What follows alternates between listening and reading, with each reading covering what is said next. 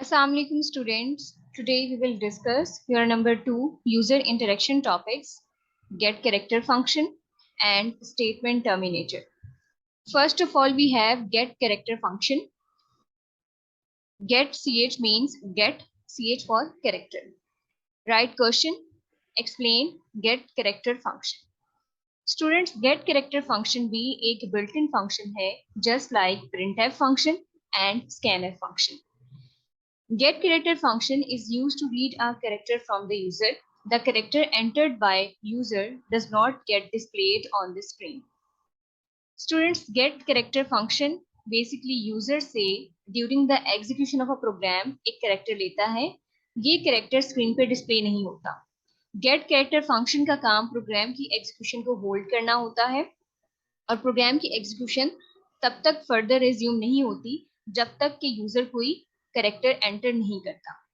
Gate character function programme की execution को hold करता है और ये होल्ड तब तक रहता है जब तक कि यूजर कोई की एंटर ना करे, कोई कैरेक्टर एंटर ना करे और एग्जीक्यूशन को रिज्यूम ना करे.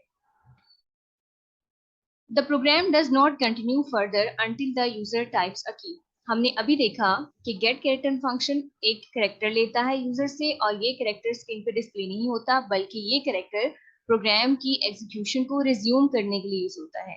तो प्रोग्राम्स में हम प्रोग्राम्स की एग्जीक्यूशन को होल्ड करने के लिए किसी भी पॉइंट पे यूज करते हैं गेट कैरेक्टर फंक्शन. और गेट कैरेक्टर फंक्शन तब तक प्रोग्राम को रिज्यूम नहीं होने देगा, प्रोग्राम की एग्जीक्यूशन को नहीं चलने देगा जब तक कि हम कोई की एंटर ना करें या कोई कैरेक्टर टाइप ना करें.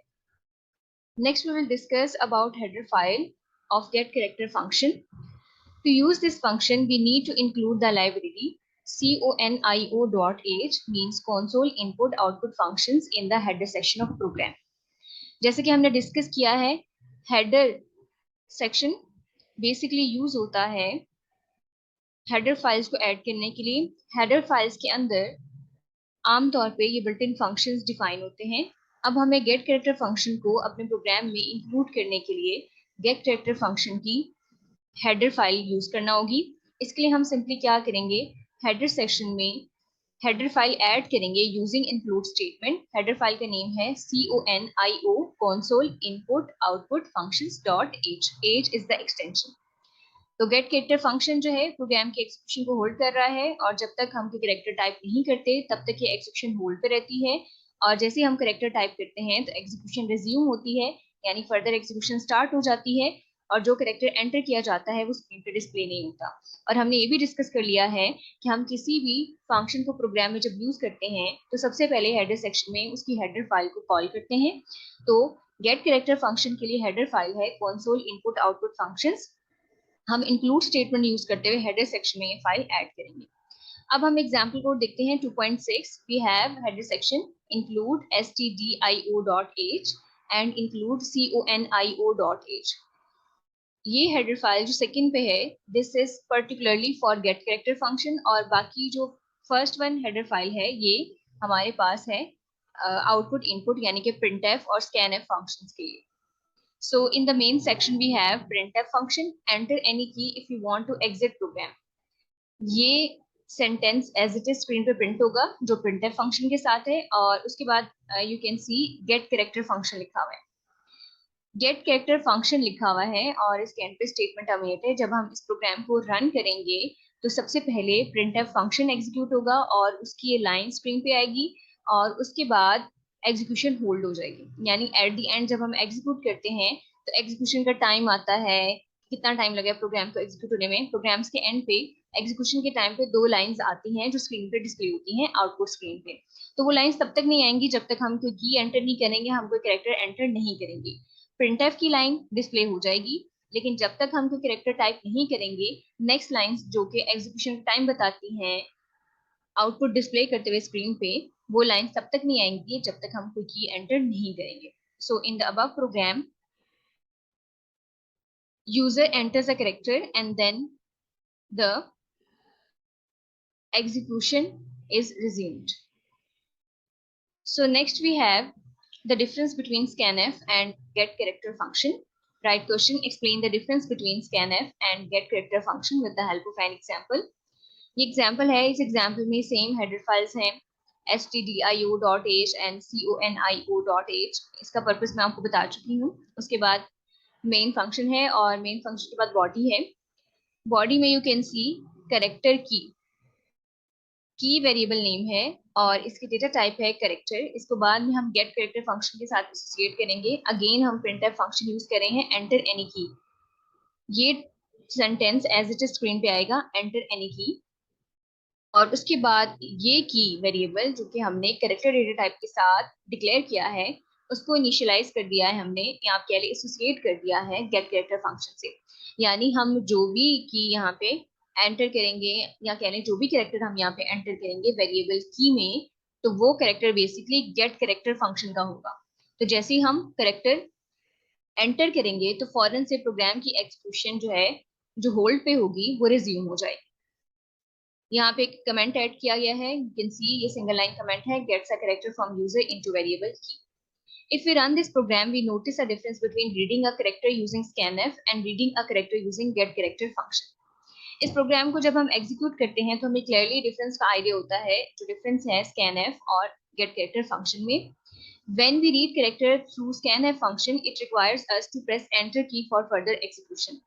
जब हम scanf फंक्शन के थ्रू कोई कैरेक्टर एंटर करते हैं तो कैरेक्टर एंटर करने के बाद हमें एंटर की प्रेस करना होती है प्रोग्राम की फर्दर एग्जीक्यूशन के लिए. लेकिन अगर हम गेट कैरेक्टर फंक्शन की बात करें तो इस केस में जब हम की एंटर करते हैं तो की एंटर करते ही मींस कोई भी कैरेक्टर जो हम कीबोर्ड से यहाँ पे एंटर करेंगे उस कैरेक्टर को एंटर करते ही एंटर की प्रेस किए बगैर ही प्रोग्राम की एग्जीक्यूशन रिज्यूम हो जाती है. Function reads the character and proceeds to the execution of next line. Simply जो की हम एंटर करेंगे, जो कैरेक्टर हम एंटर करेंगे, उसके बाद एंटर की प्रेस करने की जरूरत नहीं होगी, प्रोग्राम की एग्जीक्यूशन रिज्यूम हो जाएगी. इसे हम कोड ब्लॉक्स में इस प्रोग्राम के एग्जीक्यूशन के साथ भी डिस्कस करते हैं. Next we have statement terminator. Write question, define statement terminator, write its purpose. Students, if you talk about statement terminator तो ये एक आइडेंटिफायर है कंपाइलर के लिए. आइडेंटिफायर का आप कह लें कि एक सिंबल है, ये एक स्पेशल कैरेक्टर है कंपाइलर के लिए, जिससे कंपाइलर को आइडिया हो जाता है ट्रांसलेशन के टाइम पे कि कहाँ कौन सी स्टेटमेंट एंड हो रही है. अगर किसी स्टेटमेंट के एंड पे हम स्टेटमेंट टर्मिनेटर नहीं लगाएंगे तो प्रोग्राम कंपाइल नहीं होगा, एरर मैसेज आएगा. ये स्टेटमेंट टर्मिनेटर बेसिकली हर एक स्टेटमेंट के हर एक लाइन के एंड पे ऐड किया जाता है इन द प्रोग्राम्स, और ये बेसिकली कंपाइलर के लिए एक आइडेंटिफायर होता है. कंपाइलर को आइडिया हो जाता है कि लाइन कहाँ खत्म हो रही है या स्टेटमेंट कहाँ एंड हो रही है. In C language, semicolon is used as statement terminator. You can see this is semicolon, और semicolon को हम अभी तक जितने भी programs execute कर रहे हैं statements के end पे use कर रहे हैं. Semicolon is called statement terminator in C language. If we do not end each statement with a semicolon or statement terminator, it results into an error. अगर हम statement terminator use नहीं करेंगे at the end of each statement, तो उस case में error message आएगा और program execute नहीं होगा. स्टूडेंट्स, नेक्स्ट हम एग्जाम्पल को 2.7 की एग्जीक्यूशन चेक करते हैं इन कोड ब्लॉक्स.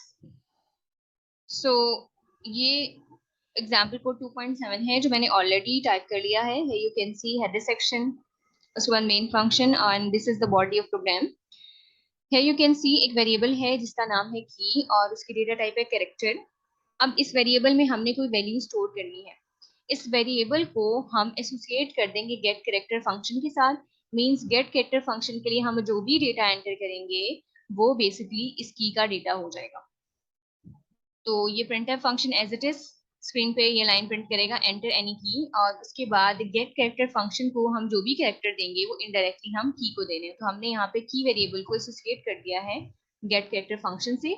अब इसकी एग्जीक्यूशन चेक करते हैं. सिंपली क्लिक करेंगे बिल्ड एंड रन पे. So build and run पे क्लिक करके we can see the execution of program. Here you can see the output screen.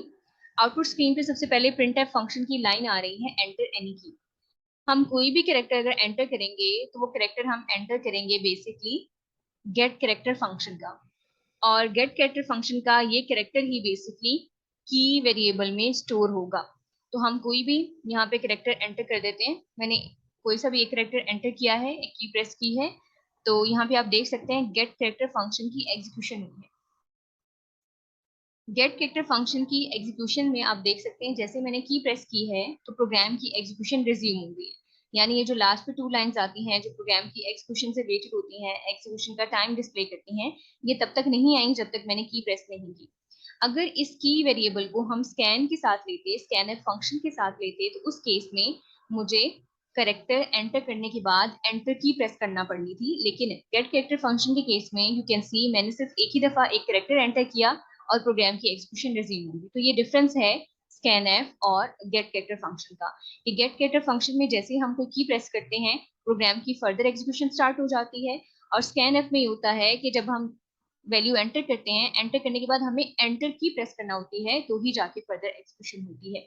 यहाँ पे हमने सिंपली एक वेरिएबल डिक्लेयर किया की नेम के साथ और फिर उस वेरिएबल को एसोसिएट कर दिया गेट कैरेक्टर के साथ, यानी कि जो हम कैरेक्टर लेंगे थ्रू गेट कैरेक्टर फंक्शन वो एसोसिएट हो जाएगा इस वेरिएबल के साथ।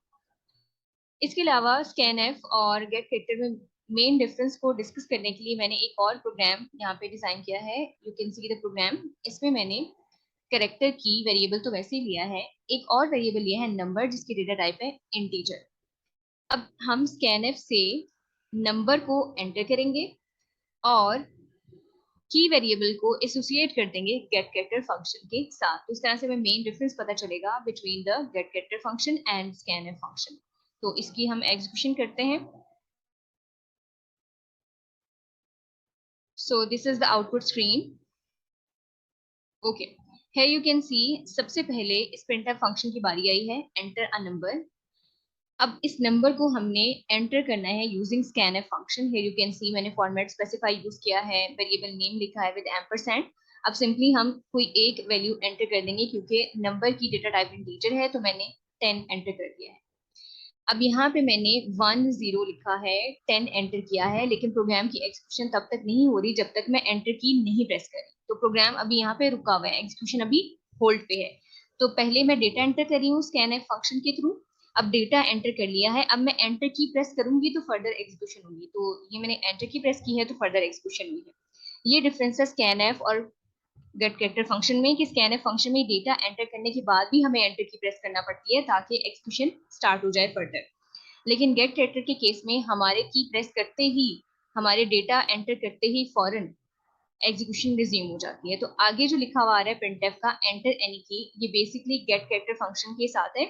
तो अभी ये जो कर्सर ब्लिंक कर रहा है ये गेट कैरेक्टर फंक्शन के लिए करेक्टर मांग रहा है। तो मैं सिंपली जैसे करेक्टर एंटर करूंगी तो फौरन से एग्जीक्यूशन रिज्यूम हो जाएगी। Here you can see scanf के थ्रू जब मैंने डेटा एंटर किया तो डेटा एंटर करने के बाद एंटर की प्रेस करना पड़ी तो एग्जीक्यूशन फर्दर रिज्यूम हुई। लेकिन गेट कैरेक्टर फंक्शन के केस में करेक्टर एंटर करते ही ऑटोमेटिकली एग्जीक्यूशन रिज्यूम हो गई और फर्दर एग्जीक्यूशन स्टार्ट हो गई। So this is the main difference between scanf and get character function. Hope so आपको ये क्लियरली समझ आ गया होगा। आपने इन प्रोग्राम्स की अच्छे से प्रैक्टिस करनी है और गिवन टॉपिक को अच्छे से प्रिपेयर करना है। Good luck. अल्लाह हाफिज।